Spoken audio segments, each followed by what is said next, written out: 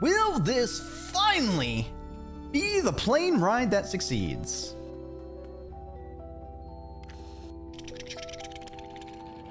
Survey says...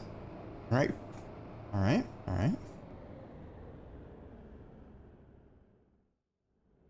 That's a pretty sharp turn there. Okay, strong arm. Alright, doing good, doing good. Oh, we're going north this time.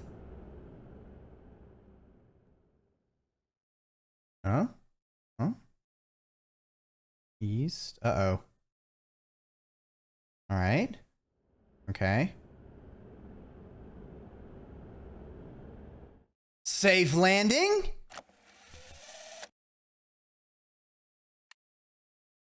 Yeah! Strong arm is obviously celebrating. His table is littered with blueprints, salted peanuts, and a half-emptied bottle of whiskey. He greets us joyfully. My friends, I did it! I went up and down without crashing. This'll change everything. You hear me? Kairos won't be isolated anymore. Thanks for the data. It was on point. He raises his glass. To the stove! Ah! If you ever need anything, come to me. I'm in your debt.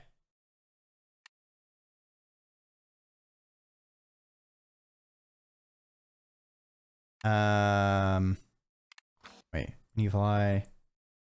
Huh? We already did that already. So how was it? Well, how was the... Alright, kind of weird game. Didn't account for us to being with him on the flight. He tells us about his prowess, sparing no details. Nice to see him alive and well after flying for once. You're not going far. This prototype reservoir is small. Won't take me long to reach the closest space elevator. Maybe a month? Then we'll have to make the planes bigger. My God, guys. I knew I could do it.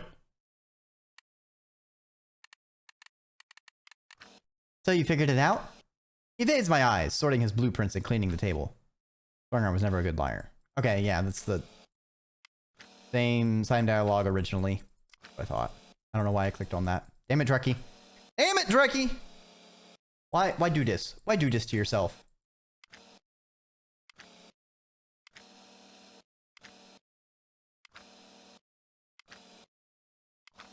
Oh, and this is a long dialogue.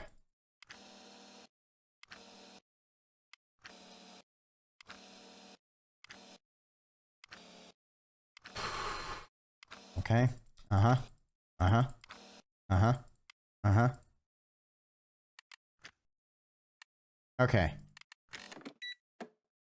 Do we have anything new to talk to Simone? So I could get more vouchers, that would be nice. Heard anything about some monuments? She's cleaning a glass behind the counter. The citrus smell of her cleaning soap fills my nostrils. How many loops without a shower? I'm getting jealous of this glass. Oh, that's us. I was like, huh? Simone, any chatter about a new ruin being discovered recently? I hear all sorts of things about a lot of ruins, dear. You guys need to be a bit more specific than that. She takes the cloth tied to her apron, twisting it in the glass until it squeaks. Something still powered on. Something black, I guess? Simone has been kind to Chen since the beginning, even though the old woman often struggles to follow my friend's pace in English. Probably because she likes Duncan so much. Well, I shouldn't tell you this. Not one to gossip, you know. This charming German, Ivan, has not been paying his tabs for more than a month. Ivan. I don't like where this is going. He claimed my beers were too expensive. Poor man dying like this. Now that he's gone, I need somebody to cover his tab. Who's comprehends? She pauses, puts the glasses gently on the counter, and looks at me with a smile. If you're willing to do that, I may have something for you.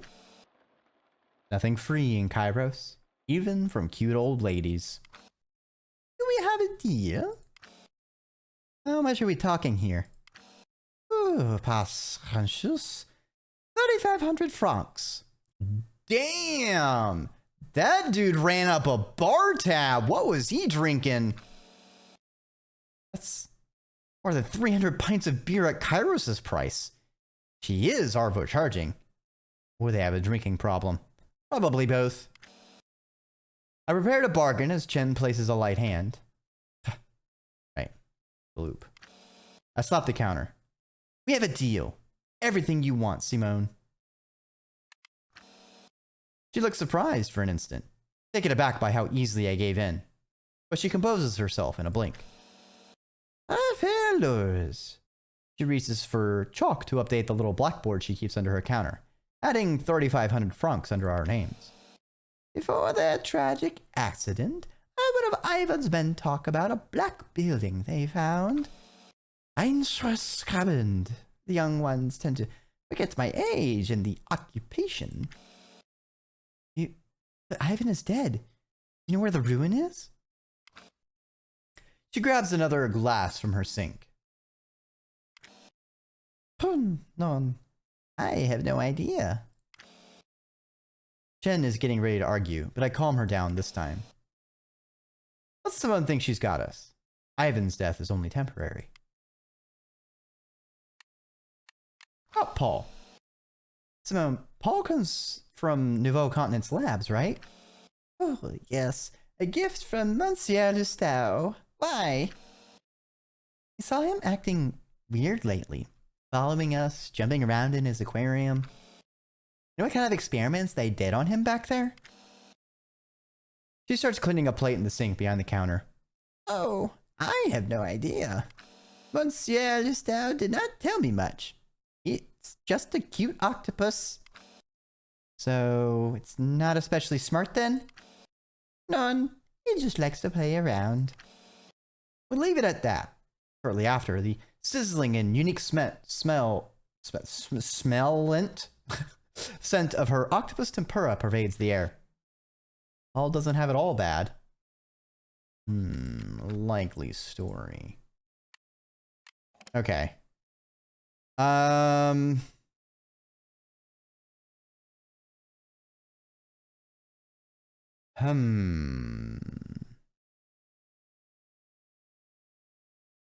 We did the one at the north.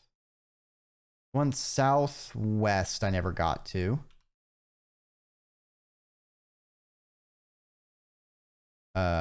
Game.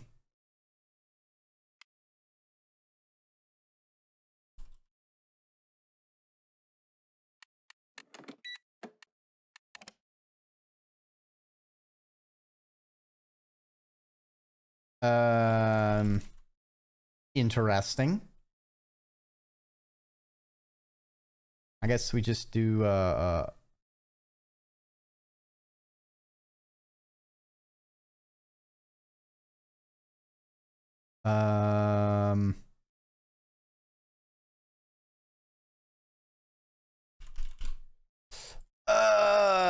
after flight success, chatting with Simone, exiting the octopus, cannot drive. Bug report.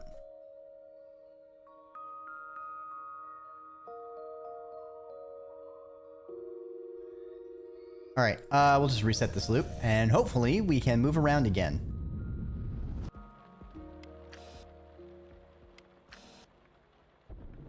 Let's save Ivan. Ivan, you lucky bastard.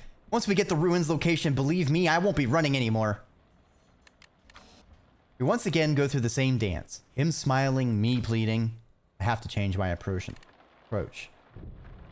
The Americans sabotage your truck. The French sabotage your truck. I sabotaged your truck. Bold move, but you know what? Gotta take the gumption. Blackmailing him. Give me the location of the ruins or I'll blow your truck up. Listen, I sabotage your truck. His charming dark look turns into a cold glaze, but only for an instant. Ugh. Yeah, father. Why would you do that? Well, to hurt the competition. He nods. Why, tell me then. We made a mistake, and it got dangerous. We don't want you dead. His smile comes back. That's good to hear. But I know your skill with a wrench. You don't make mistakes. Let me tell you what I think. I think you just want us not to use our booster. Damn my reputation. Well, no. Why would I do that?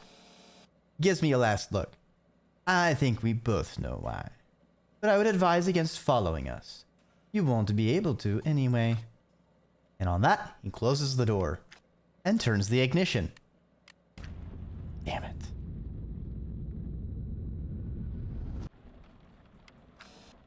Freaking moron. My God, how can he be that stupid? I've been ranting about Ivan for 5 good minutes now while cleaning our table. I can't stand it. Do you think I've died to save him? Twice! I throw the sponge, which lands on the floor with a wet sound. Simone gives me a look, but my face is enough for her to back off to her kitchen. The sponge on the floor is not worth the effort. I turn to Chen, who is drinking her first coffee. Big smile on her face. Hey, you think this is funny? Oh, no. I mean, maybe a little. Teeny tiny bit. You kidding me? Laughing at my death now? Are we gone this far? I mean, the irony.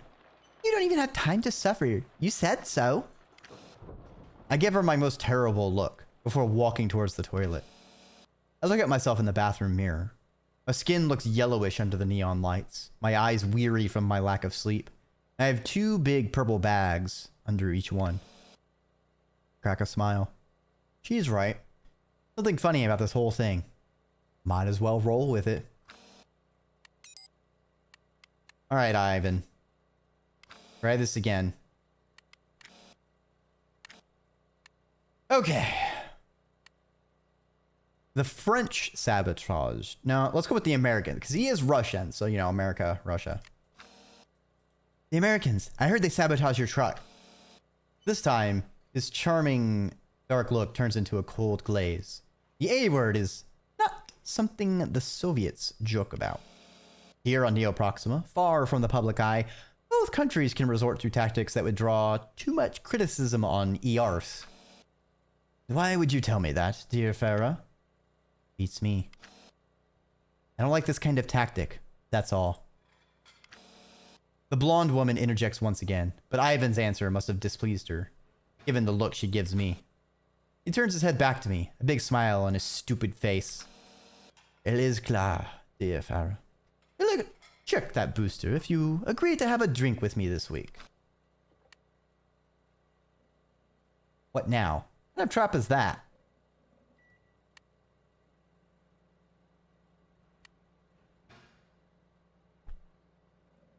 No.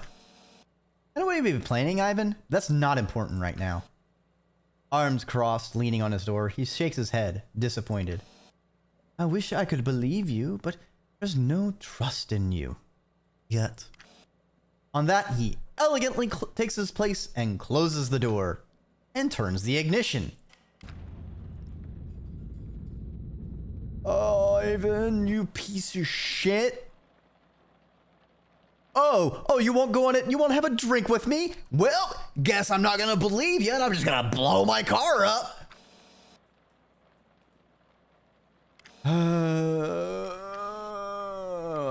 Save Ivan from his own foolishness. All right, the Americans.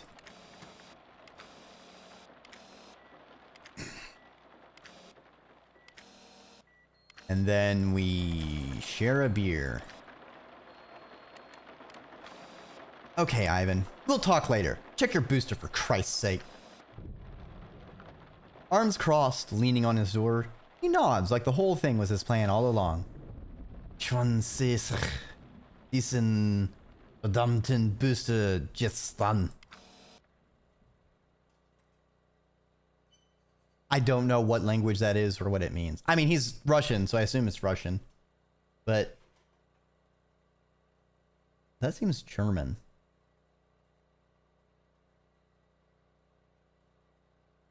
Well, I mean, he's part of the Soviet Union, but he's born in East Berlin. So maybe he's actually German. Cold War's weird in this. It's still going on. Ha! I don't know what you had planned, you fool. There won't be any shady meeting. I win this round.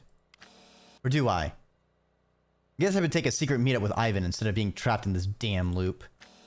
His crew quickly gets out of the vehicle and, behold, find that their highly inflammable, completely experimental, Colossus-inspired fuel tank was leaky. His Soviet black boots firmly in the black mud, Ivan gives a tap on one of his men's shoulders. We call him the Siberian Bear, a Caucasian giant taller and wider than even Duncan, before coming back to me. Thank you, there, Farah. I will have a word with the local U.S. representatives. Sitting on a crate nearby, his female friend nods in agreement while cleaning her Makarov. Something tells me the Americans won't like this conversation. Well, if it ever happens, which is unlikely. The bear shouts something in Russian. Mine is terrible, but I had to pick some pieces. Seems like the repairs will take 1 hour. Just enough time to eat. Ivan turns back to me. Well, seems we won't use the booster this time. A smile. I'll see you soon. Yes, indeed you will. We leave them to their repairs, heading back to the octopus. Time to eat. With Ivan saved, we can enjoy our breakfast without any interruption.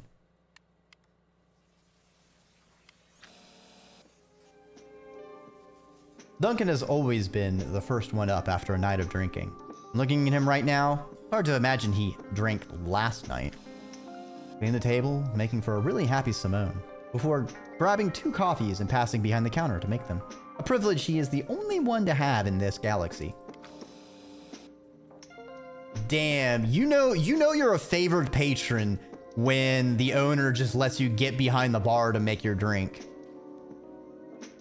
I hear him joking with Simone in the kitchen while I finish my coffee. He found it more efficient to help her cook. My guess is that it takes his mind off our situation for a little while. After arguing several times about breakfast, him insisting on eating healthy, me pointing out rightfully that it does not matter, we settled on a TikTok system. This loop is his turn, which means boring food. He comes back holding a platter with 2 steaming bowls of porridge, some small fried octopus, and some patty scones. Kind of flat scone made of mashed potatoes. Ooh, that sounds yummy. What happened to no mashed potatoes in the morning, right, Simone? Anyway, the welcome edition. He starts digging in his porridge right away. Not sure how he does it. Burning hot. How's Chen? Knew he was going to ask, like he does every loop. But still, I dreaded this moment. As usual, I plunge my inox spoon in the porridge and take a bite, hoping it would mask my embarrassment, but I just burned myself. What's her message? I've been passing messages back and forth between them for a while now. It's been awkward at times, but I don't mind. They both need it. Except, Chen didn't give me one yesterday. She told me she had nothing new to say. Sure, she really knew who I was asking for. Duncan is eating his fish with appetite, awaiting my answer. He did not give me one. He stops his movement. What do you mean? He had nothing new to say. I can see the pain on his face. His jaw is clenched. His eyes are locked on an imaginary target above the table. Time passes, and we eat in silence until he breaks it. Continue to give her my message. That ought to be enough. She'll come around. I nod in agreement. I hope he is right. I finish eating my porridge, and he does his usual doodling while waiting for me. He's not shown me his drawing since the first time, and I did not ask.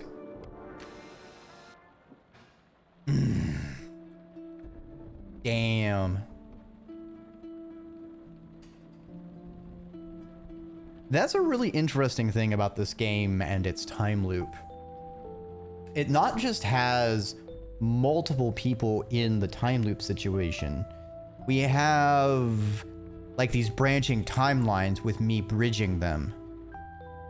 So it's almost like 3 different simultaneous, like independent time loops going on.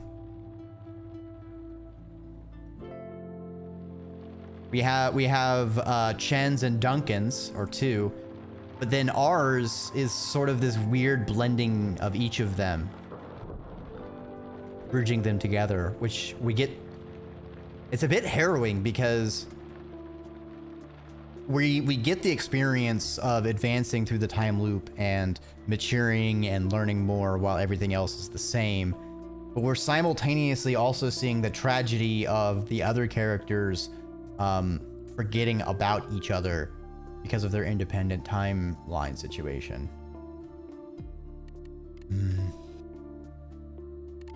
All right, we'll No! Dreki did it again.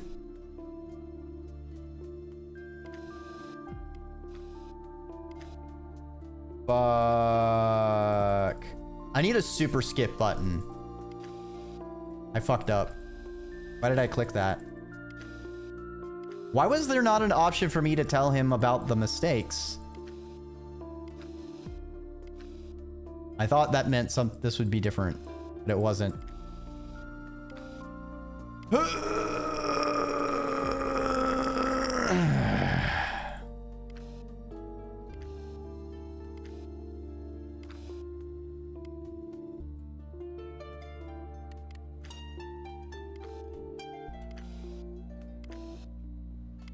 Why is there no option for me to tell him? That's weird. All right, let's get a compass and a rope. I don't know what I need.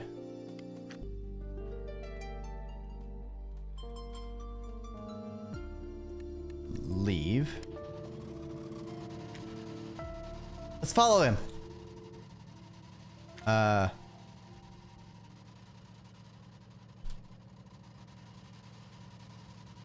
Game.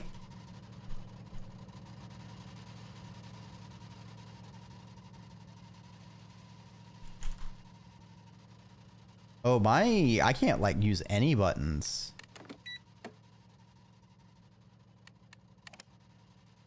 Something wrong with my keyboard?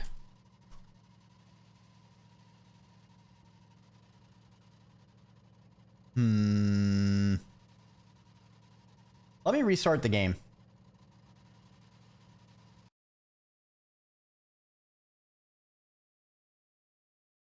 It ain't streaming if you don't got tech issues, and we certainly got a bucket full from VTube Studio freezing, and now to Neoproxima not taking inputs. No big deal. Continue.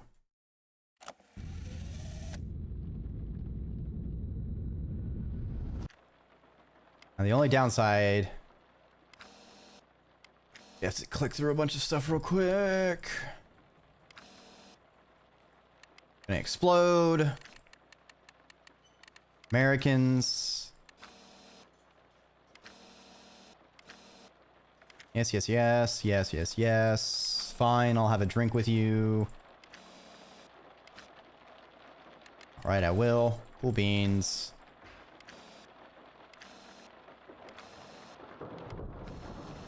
Why do I suddenly have controller controls and not keyboard controls?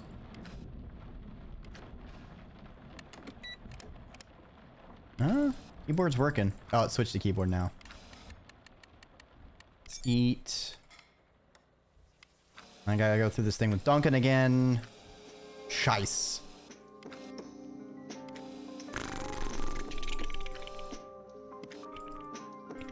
Click,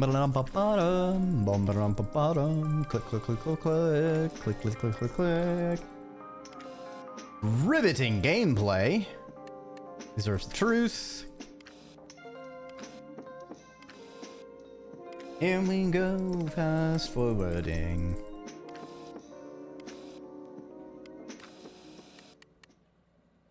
Okay, I'm gonna get a compass and air filters and strong arm. Okay.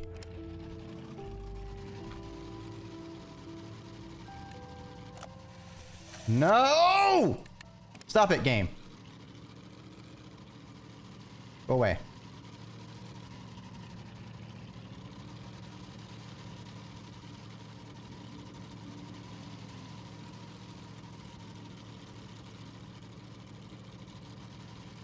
Be very, very sneaky.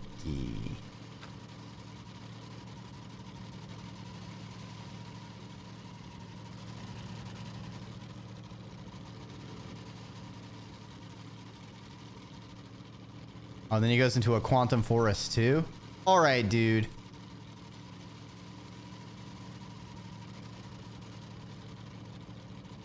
You are a potato.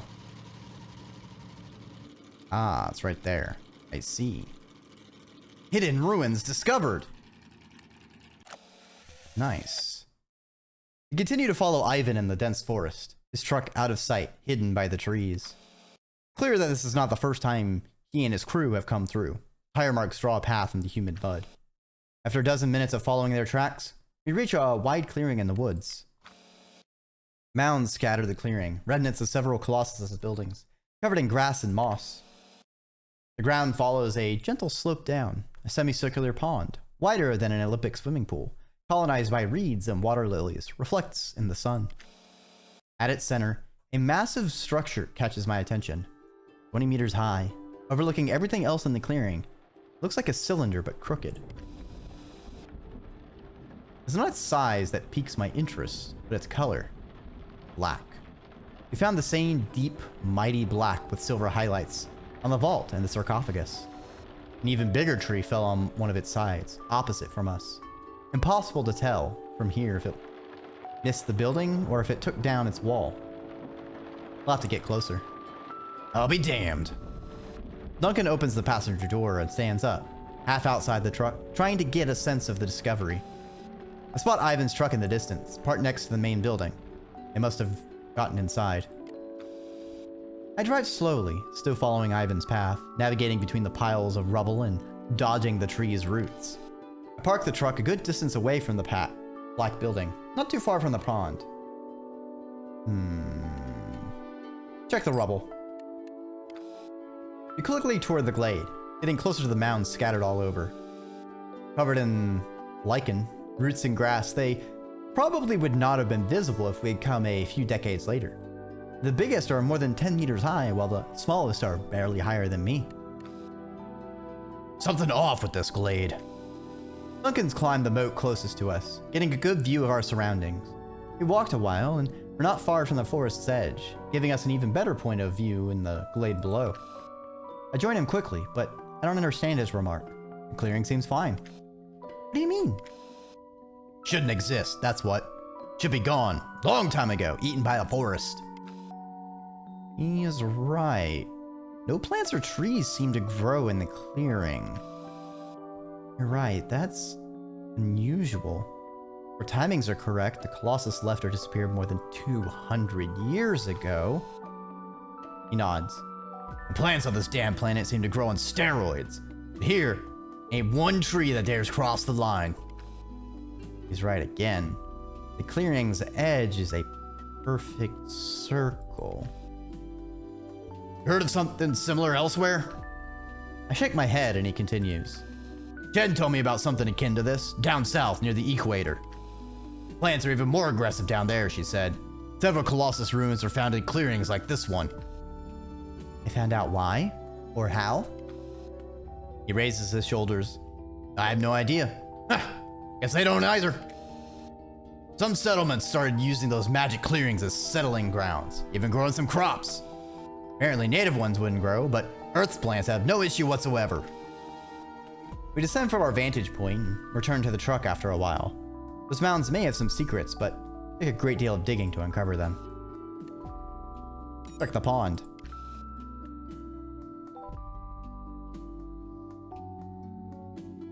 We walk toward the pond, and the ground gets more and more humid as we get closer. The brown reeds, a rare color on this planet, seem so small from afar are now waist high, making our progression difficult. We finally reach the water, covered with cyan lilies, its surface quiet. Frog-like creatures seem to have made the pond their home, producing a familiar noise but staying hidden in the reeds. The small pond's slightly purple water is not as muddy as I expected, and the bright sun allows us to see quite deep. And that's lucky because the pond is deep too. Its shape is a clean half circle, and its straight side plunges into the ground almost vertically, while the other half sinks gradually.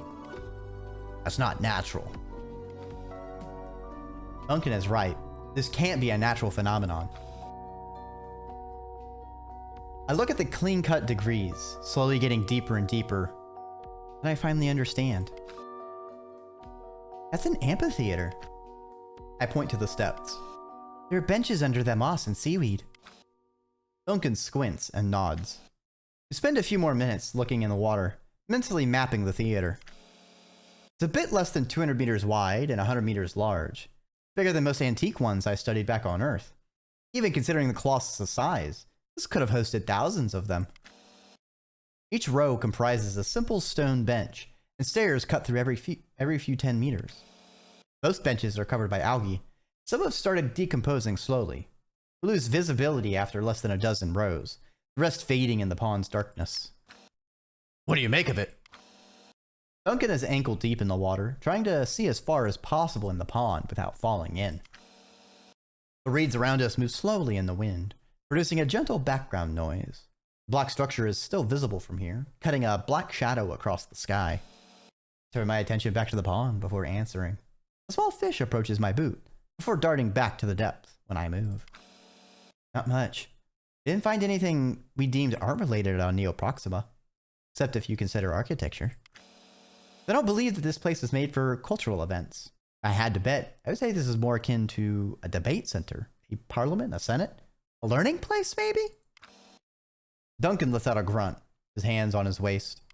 Aye, some kind of school then. Conferences and whatnot? I nod. Yep. Or maybe magic shows with white giant rabbits. We don't know enough about the Colossus yet. If we extrapolate too much, we may miss the truth. Not much else we can do here. We slowly turn back. I park the truck next to the pond. Okay. Let's go inside. Passing the pond, we get closer to the gigantic structure, the only one still standing. From afar, the edifice looked like a tilted cylinder, a perspective flawed by its black color and shadows. But upon closer inspection, it's not. The ruin is like a rectangular snail shell, more than 200 meters high and just as wide, twirling on itself as it sinks into the ground. Or like a snake. Snake ruin found! It's me! This is my ruin! This ruin, it was made for me! Its first segment lost its power source, and the nanoparticle walls had their distinct black color, turning to a blackish gray. And the issue is pretty clear. A gigantic tree, its trunk higher than the building itself, fell on the exterior wall, probably cutting its power source. The main gates are still standing, two majestic slabs more than 10 meters high. Check the gates. The gates are situated at the end of the building, at its highest point. 3 vertical slabs of stones, each engraved with silver-looking material. Their black color looks faded, probably because the nanoparticles lost power at one point. It's not their style. This much decorum. For a while, scientists thought Colossus did not care for art at all. While their structures and the grace of their interface tell another story, it's true that we did not have much to go on. No statues, engravings, jewelry, paintings were found for a while. When we started finding some, it was delicate and small, like a personal project. Engravings on a building like this, 10 meters high, are something completely new. It means the structure meant something important. It's not merely filling a functional role. From left to right, the slabs show a rising sun. A sun high in the sky, and Neoproxima's 4 moons. Somewhat basic day cycle. The shapes are simple, even basic. Made for anyone who can grasp the metaphor behind a drawing to understand. I share the significance of this discovery with Duncan. Duncan gives the doors a suspicious look. Losing our time here then? Pretty sure we were looking for functional. There's the possibility this place is both. Even if it's unheard of on Neoproxima, it's common on Earth. He pushes on one door. Well, symbolic importance or not, those doors won't open without power. Better look for another way in. He looks at the doors. Not quite the artist, those Colossus. Would have expected more. Duncan is right. The shapes, the lines, everything is as simple as it possibly can be. I remember getting a look at the Pioneer plaques in a newspaper a few years ago. They never sent them, but it looked similar. Pioneer plaques. The plaque was a drawing supposed to be attached to NASA's next generation of Pioneer probes sent into space. It depicted a naked woman and man and the coordinates of Earth. The program was shut down before Pioneer 10 could be launched. Since we knew for sure we were not alone in the universe, we started to be wary about giving everyone our address. It's as if the Colossus wanted the drawing to be as clear as possible. We won't enter through here. We scout the weirdly shaped building, trying to find an opening, starting on its exterior side where the tree fell. The monstrous trunk is slowly rotting, but still forces us to make a big detour. As we guessed, it destroyed a big part of the structure, probably smashing it to the ground. Sadly, the trunk is so high that climbing would be risky at best. We continue our tour, following the structure's shape, circling on itself, getting slowly lower as if entering the ground. Its last third is clearly still powered on, the nanoparticle shining under the sunlight. The building ends up entirely underground, like swallowed by the dirt. Impossible to tell if it continues to circle below us or not. We start inspecting the interior side, this time following the building as it slowly rises from the ground. Not long after, we find an opening. The structural damage created a small crevice at the opposite of the fallen tree. Ivan's truck is parked next to the entrance, next to a small portable generator, its electric cables sneaking up the opening. It was inside. Go back to the small crack we found, and I snuggle in, Duncan behind me. The forest sounds and smell that surround us moments before are suddenly replaced by a quiet, damp atmosphere. The bird songs, the grass dancing in the wind, all the exterior noises are muffled. The air is thick with humidity, not unlike a cave. Dark like a cave, too. On our right, the building curves, and the intense blackness makes it hard to distinguish anything specific. That's the direction of the intact part of the structure. On our left, the dense jungle colonized the building. Rays of sunlight come from the opening in the ceiling, cut by a once majestic tree. Check the jungle. The massive tree, bigger than the building itself, tore a whole wall and cut an opening in the ceiling, allowing enough light for plants to grow inside the hall. The dense vines are quite similar to the ones we came across in the canyon. Black stems and purple leaves, growing everywhere they can, even on the ceiling. Ferns also join the party, and the lanias are hanging from above, giving the whole place a miniature kind of jungle vibe. I'm used to Neoproxima disproportionate strange flora, and its danger. An outdoor jungle is nothing special, and yet something feels off here. Like the vines look sick. The air is so still, missing the vibrant life of the planet. I notice the cables snaking away from the generator are entering the underbrush. The plants may be hiding some treasures, but it won't be easy to make our way inside. Yeah, let's check out the jungle.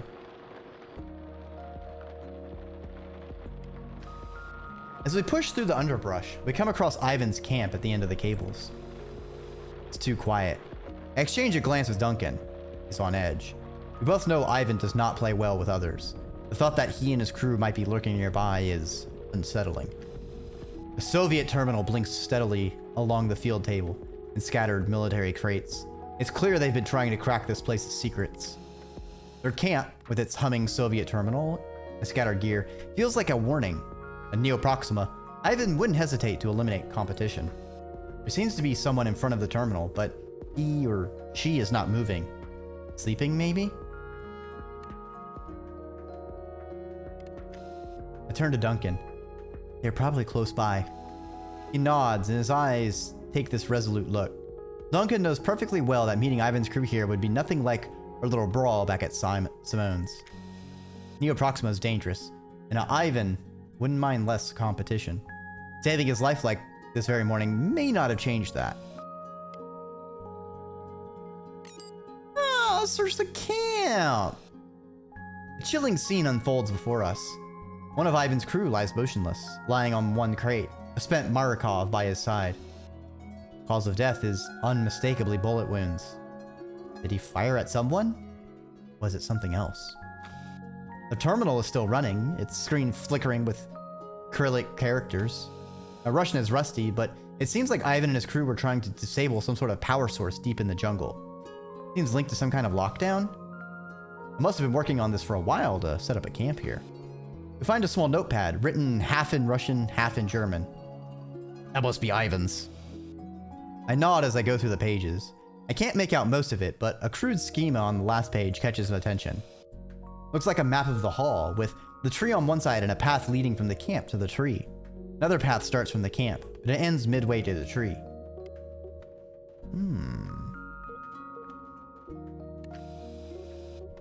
We advance slowly, pushing through the lanias and gigantic ferns to get closer to that tree at the far end of the room, each meter costing us precious time. Despite the absence of any real trees, it feels like the rainforest back home. Neoproxima's flora is as gigantic as its fauna, and simple ferns can be 5 meters high. Some dark vines took root on the ceiling, some wider than me, creating tree-like shapes all around. As a result, the light decreases quickly, and the plants cast shadows over our heads, making our task even more difficult. Despite the darkness and the low temperature, the humidity is so high that we are soon covered in sweat. Then, something wraps itself around my ankle. I let a small cry out. It's just a vine. Must have twisted it while walking. You alright? What's happening? Duncan forces his way to my side. I turn to face him. It's nothing. Scared myself, that's all. He simply nods before looking around us. Hi, what now? Some electric cables coming from the camp follow a clear path to our left, which is cut by Ivan's team. Another narrower path to our right.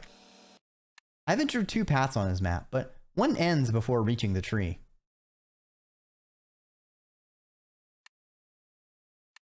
I want to go the dead one.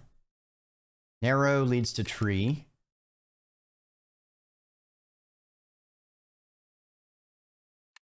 Right?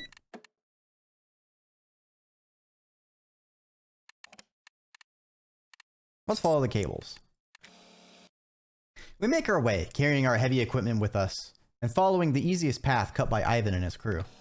Even so, Duncan got stuck twice in vicious lanias, some of his gear getting entangled, and we struggle to unsnarl him. The miniature jungle keeps on giving. A few meters more, the vines start displaying long, sharp thorns. We try our best to avoid them. They pierce our jumpsuits easily. It's like the plants are doing all they can to harm us.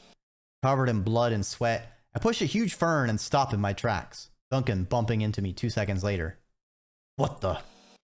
It's tall enough to see above my shoulder, and the scene in front of us is enough of an answer.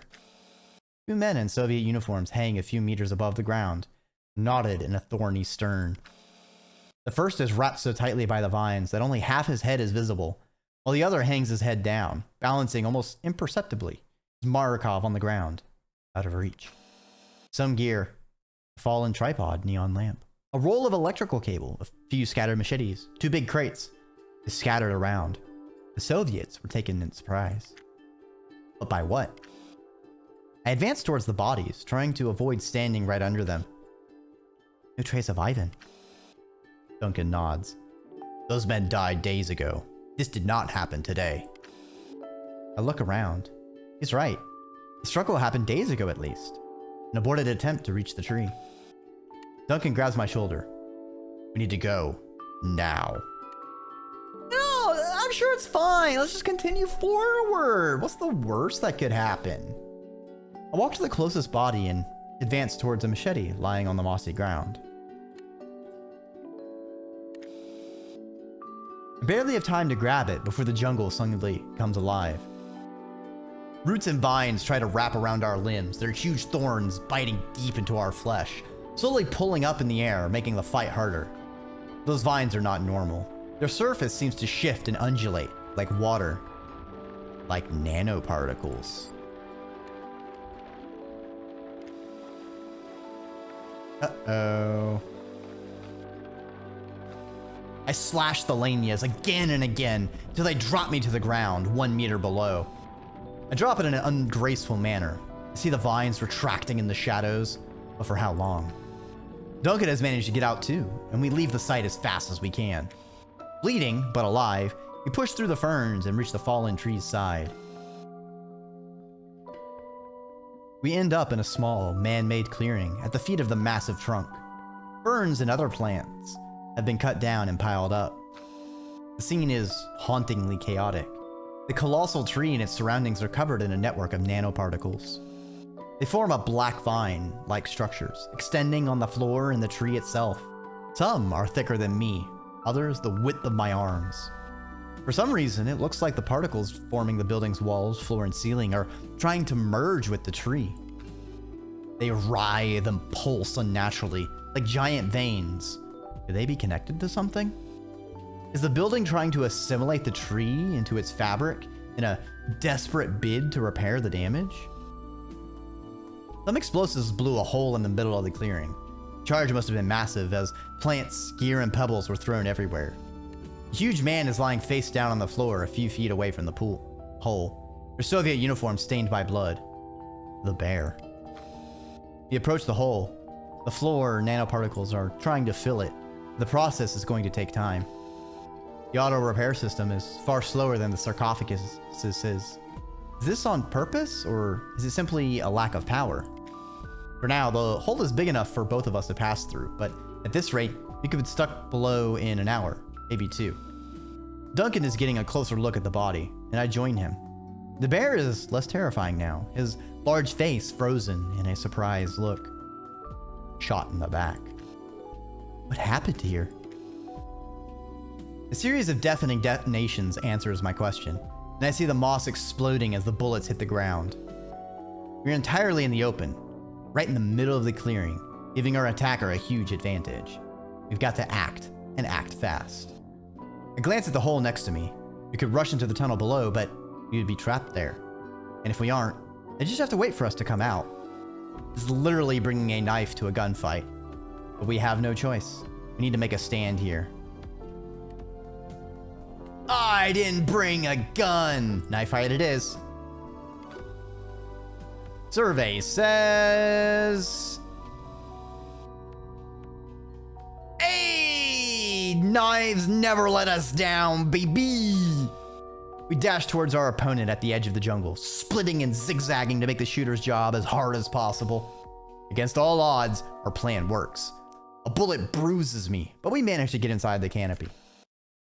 The purple curtain of vines and ferns makes the shooter's job harder, and then I hear it. The distinctive click of an empty magazine. Duncan heard it too, and we rush forward. It's the only window we are gonna get. I jump, oblivious to the vines of spikes, tearing my suit and my skin, and I'm on the Soviet in the blink of an eye. She has turned toward Duncan and putting a new magazine in Marikov when my knife plunges into her throat. I grab her gun with my other hand, and she bleeds out so quickly, it's disturbing. Our attacker is a blonde woman with beautiful blue eyes. The only alive member of Ivan's crew we could find. Did she kill the others? Was she the one that attacked us before? I leave her here, her blue eyes pointed towards the ceiling as I walk back to the hole. We get down the hole into the tunnel below, blocked by debris on one side, makes a turn a few meters on the other. The only light comes from the opening. Surrounded by black walls, there's not much else to see. Those tunnels were meant for maintenance only. At least there's no nanoparticle routes in sight. Why is this underlined? After the turn, we discover a silhouette leaning against a wall. Ivan. Dead. He's holding his stomach. His pants and hands are covered in blood. Gut wound. I give Duncan a questioning look. The smell. Slow and painful death. He kneels next to him and moves his hands to show the wound. The smell intensifies more. And then Ivan starts moving. Christ! Duncan falls on his ass. I would have laughed if it was not for the horror of this scene. And the stench. It's you. Welcome, Farah. Welcome. I knew you would be coming. It's good. The German has lost his superb. His face is a mask of pain, and he can barely move his head. And yet, he stays true to himself, chatty and courteous as ever. And he doesn't seem afraid. Duncan finishes checking his wound. He looks at me and shakes his head. I join him next to Ivan, kneeling on the floor in the dark. You got your welcome committee, that's for sure. Oh, no, dear Farah. I would never do that. See, I told them to come here, to blow this hole. Boyder and Merrick died in the Lanias. He drifts off for a second. But I couldn't tell them it was for you, right? They would have thought Ivan was crazy. I exchanged a look with Duncan. Crazy indeed. The fever, probably. I touch his forehead, and sure enough, the man is burning. Oh, that feels good. Please, keep your hand on Ivan's. I never liked the man, but I have to admit, it was more because of our competition than anything else. He doesn't deserve to die like this, but I'm powerless. The least I can do is be humane. I put his hand in mine. Thank you. He has tears in his eyes now, and gives me a smile. After we blew the hole, Dmitri heard your loud truck. Loud. They wanted to kill you, see? But me, I had to let you live. Blow the hole for you, then let you die? Doesn't make sense. So I killed Dmitri in the camp. They came here to kill Andrzej's good friends. Sonia always was a better shot than me. Better friend, even. Tears are rolling on his cheek now. He looks at Duncan. I guess Sonia's dead now too, big man. Duncan does not answer, but turns his green eyes to me again. Ivan may be delirious, but we found the bodies on our way here. And Sonia. She shot me before I could cut the power. Station is not far. No power, no lockdown. He rests his head against the wall. Always liked you, you know. Wanted to buy you a drink. Never had courage. And on this, Ivan dies again. I feel like letting him die in his car was more merciful than this. Duncan closes his eyes, and we stand up. What the hell happened here? Okay, was he blowing the hole for us because somehow he knows we need to get in here? Or was it going to be his gift? Well, I mean, they knew we were following them, so it had to have been very strange. Not what I expected. Well, what a bloody mess. Duncan stands up. My bet is Sonia was CIA. Ivan found something too valuable for his own good. I nod. That makes more sense than Ivan having foresight. Maybe. The only witnesses were all dead. There's no point in dwelling on this. We start moving on. The short corridor leads us right into the control room. A small cube, 5 by 5 meters, where the magic happens. The walls are colonized by a pinkish, fungus-like creature. A blanket of small oval pods looking like fingers that pulsate slowly all around us. The electricity running through the cables below the mushrooms gives us enough light to see us clearly. The opposing wall has been crushed by the tree, and rays of light pass through the cracks. At its feet, a black mass of particles climbs the exterior, forming the tendrils and vines we saw earlier. The hell are those? It looks disgusted. Probably an indigenous mushroom that was growing on the trees. I feel him. The small fingers are disturbing. Seems like hands are coming out of the walls, trying to grab us. I think I recognize this species. It's a zombie ant fungus, but for trees. They forced Neoproxima's massive tree to fall so they can be digested by the forest fungi. These little guys brought the building down? His look is more appreciative. Why are they colonizing this substation then? Ain't exactly wood. I shake my head. I have no idea. But I think they are the reason why the nanoparticles act so strangely in this jungle. They managed to adapt and control them like they controlled the tree they grew on. Oh, so the funguses are merging with nanotechnology. Yeah, that's just what we need. Nanofungi. What the fuck? No wonder the Colossus are gone. They saw that shit and was like, nope, delete, undo, seal it off. Everything here has to go. Disable any escape. We've got to keep this shit away from the universe, baby. We made a mistake. We're gonna take it all to our graves. Bye. Dangerous would be a better word. You should cut the power. I should make this place safer. Ivan said something about a lockdown. I get close to the interface, half buried in the small mushrooms, but still active. Thankfully, I came across this kind of substation before. Hope I can find a way to disable the power. The interface chimes and illuminates the room as I approach, my hand bathing the neighborhood wall fingers with an orange glow. The stronger light source, the mushroom's shadows dance around me, making the scene even more eerie. I find my way easily through the interface, the patterns being simple enough, but before pressing the glowing facet to cut the power, I pause. I feel like I'm going to kill something unique, an ecosystem that merged with this artificial nanoparticles the Colossus built. Maybe there's another way? Cut the power! I look around me. Duncan is waiting for me to cut the power, his tired eyes scanning the room. He looks exhausted. I guess the adrenaline is starting to wear off. Small fingers dance gently, pulsating slowly, waves running through them. They too wait for my decision. Maybe we should discuss the other options. Cut the power. That's the only way. I reluctantly press the facet, and the sphere reacts with the chime. As the power is cut, cable after cable, the darkness intensifies until the interface shuts down too. I can barely make out the mushrooms now, but I can see they stopped moving. It's done. A loud chime resonates in the hall above. Get out of here. We came back the way we came in, passing Ivan's body gently sleeping in the corridor, until the next loop, where he explodes into a small cube.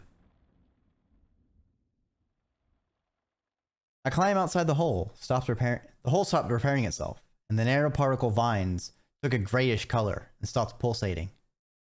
The nanoparticles lost power. I feel like we made the right choice. The jungle seems more peaceful now. I see birds coming in and out of the opposing ceiling, 20 meters above our heads. Duncan tries to climb out, but I have to help him. With more light, I realize just how pale his face is. Hey, big guy, what's wrong? Makes a few steps, getting clear of the bear's body, Andres, before sitting against a pile of debris.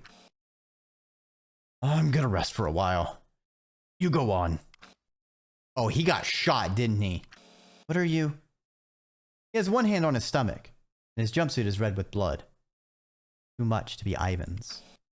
Yeah, she got me good. That's all right. I kneel and raise his hand. Gut wound. Damn, Sonya. He must have been slowly losing blood for a while now. Nothing you could do, Farah. I can see he is trying hard to hide his pain. I'll advance down the path and try to fall asleep. Say hello to Chen for me. Try not to show my distress. Sure, as always. He nods and I start moving, walking next to the tree for a while, trying to find the path that led us here. Find a nearby root, sit against it, far enough from the bodies. I weigh my choices. I could cross the jungle by myself and explore the building more while Duncan suffers for nothing. Doing it alone. You need to move. I try to push myself up, but I can't. And suddenly, alone in the clearing, in the silent jungle, bathed by moonlight, I start tearing up. I just let go. So much death. Duncan, Sonya, Ivan. Were they necessary? Did I do it better? Does it matter? You need to move. Time is short. or how long I end up crying like this. But when the tears finally dry out, exhausted. I can't go on. Not alone. Despite knowing I should, knowing I have to, I lay down and close my eyes, oblivious to the threats that may lurk close by. It doesn't matter. I deserve a little break. Time is infinite for us now. I fall asleep. Oof.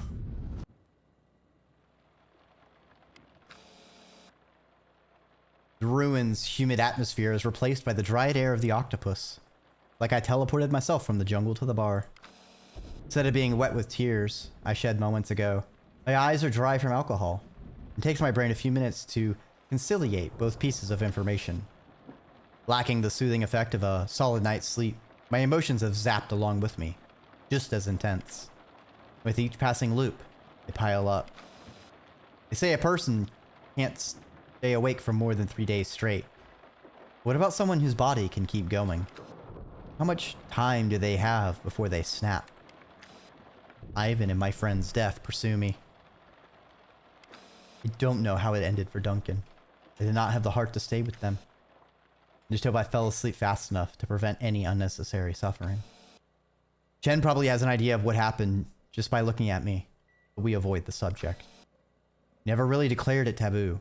We quickly realized that there was no point in discussing it. The death may be temporary, but the pain involved stays with you. We get up and start cleaning our table. We need to move. We need to get out of this loop.